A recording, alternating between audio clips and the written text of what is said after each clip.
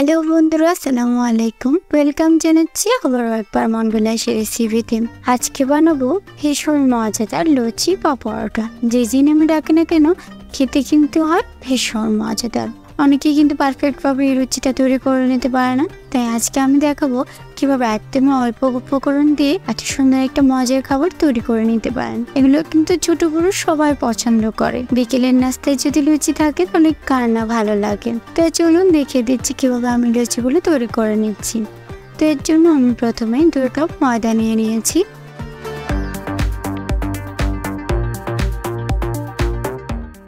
সাথে দিয়ে দিয়েছি স্বাদ মতো লবণ এবং হাফ চামচের মতো কালো জিরে।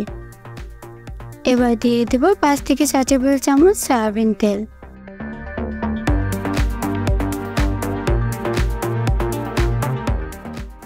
এবার আমি ময়দার সাথে তেল এবং কালো জিরাটাকে খুব ভালোভাবে মিক্স করে নিচ্ছি। অবশ্যই মিক্স করার সময় যখন আমরা দেখবো এটা হাত দিয়ে মুঠো করা যায় বা দলা পাকিয়ে যায়, তখনই কিন্তু বুঝতে হবে তেলটা দেওয়া পারফেক্ট হয়েছে।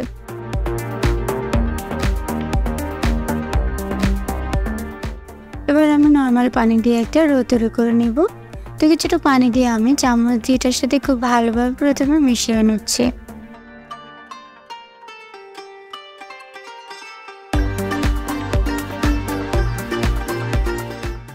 তারপর আমি আবারও হাত দিয়ে এটাকে খুব ভালোভাবে মিক্স করে নিচ্ছি এবং এটি ডো তৈরি করে নিচ্ছি। আর এই ডোটা তৈরি করতে হবে এমনভাবে যেটা খুব বেশি শক্ত হবে না, আবার খুব বেশি পাতলা হবে না। তো 5 মিনিট আমি খুব ভালোভাবে মিক্স করে এই ডোটা কিন্তু তৈরি করে নেব। তো দেখতেই পাচ্ছ আমার প্রায় ডোটা কিন্তু তৈরি করা কমপ্লিট হয়ে গেছে। আপনাকে অবশ্যই একটা পারফেক্ট লুচি বানাতে হলে কিন্তু একটা পারফেক্ট ডো তৈরি করে নিতে হবে। তো দেখতে পাচ্ছ আমি ডোটা তৈরি করে নিয়েছি এবং উপরে কিছুটা তেল মেখে নিচ্ছি। এই তেলটা দিয়ে আমি 10 মিনিট রেস্টে রেখে দেবো। কেউ চাইলে তেলের পরিবর্তে কিন্তু ভেজা একটা কাপড় দিয়েও ঢেকে রেখে দিতে পারে। তো এবার তেলটা দিয়ে আমি একটা ঢাকনা দিয়ে 10 মিনিটের জন্য রেস্টে রেখে দিয়েছি। আর ফিরে এসেছি আবার 10 মিনিট পর এবং ডোটাকে আবারও কিছুক্ষণ আমি হাত দিয়ে খুব ভালোভাবে মিক্স করে নিচ্ছি।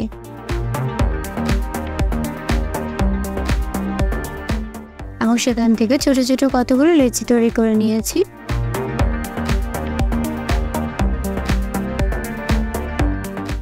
আমি একটা লুচি নিয়ে অল্প কিছু পরিমাণে ময়দা দিয়ে একটা বেলুনের সাহায্যে ছোট ছোট করে রুটি তৈরি করে নিচ্ছি।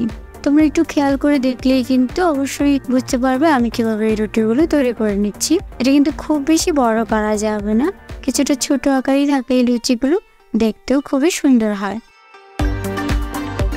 এভাবে আমি কিন্তু রুটিটা তৈরি করে নিয়েছি এবং বাকি লুচি থেকেও আমি কিন্তু এভাবে প্রত্যেকটি রুটি তৈরি করে নেব। তোমরা কিন্তু একটু খেয়াল করলে এই রুটিগুলো তৈরি করে নিতে পারো।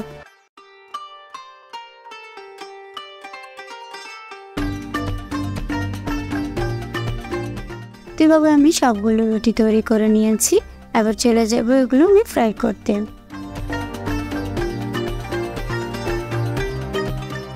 এই জন্য আমি প্রথমে একটি প্যান বসে তাতে পর্যাপ্ত পরিমাণে সয়াবিন তেল দিয়ে দিচ্ছি এবং তেলটাকে আমি খুব ভালোভাবে গরম করে নিচ্ছি।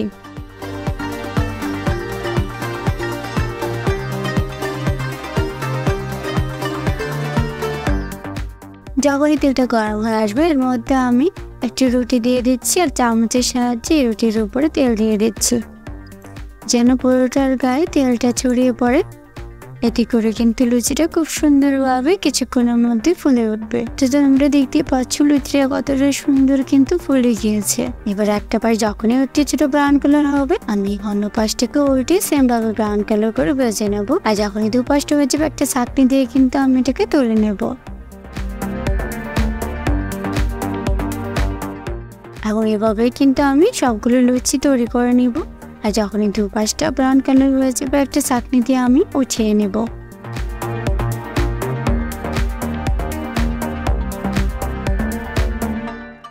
এবার আমি সার্ভ করে দেখিয়ে দিচ্ছি লুচিগুলো কতটা সুন্দর আর পারফেক্ট হয়েছে। কেউ চাইলেই কিন্তু ঘরে বসে এমন সুন্দর লুচি তৈরি করে নিতে পারে। বিকেলে নাস্তায় যদি লুচি বানানো হয় তাহলে ছোট বড় সবাই কিন্তু এটা পছন্দ করে।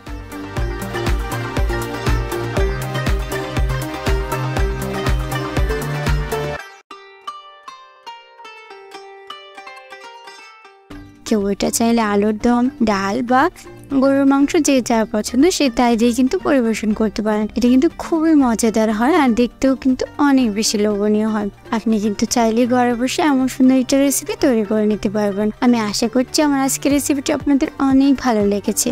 আর যাদের আমার রেসিপিটি ভালো লেগেছে তারা প্লিজ আমার চ্যানেলটিকে সাবস্ক্রাইব করে দিও। আমি আবারও হাজির হবো তোমাদের জন্য নতুন কোনো রেসিপি নিয়ে। সে পর্যন্ত তোমার অনেক বেশি ভালো থাকবে। আল্লাহ হাফেজ।